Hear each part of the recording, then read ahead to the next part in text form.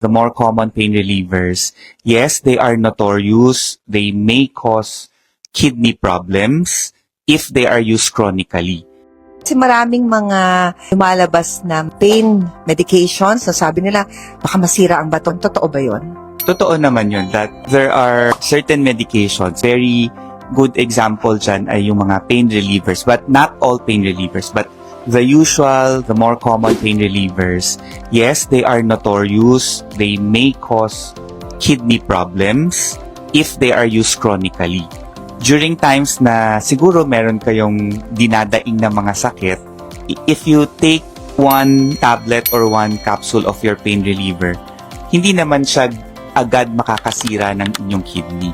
Pero yung para tuloy-tuloyin nyo yung pag-take ng pain reliever, it's always best that you consult your doctor first. You go to your doctor and I'm sure your doctor will give you a pain medication na nababagay sa kung anong meron kang kondisyon. Importante yon. Hindi pwedeng basta-basta iinom ka ng gamot. Kasi kadalasan ng mga napapahamak, kakaroon ng problema sa bato, sa atay, yung mga hindi nagpapakonsulta sa doktor.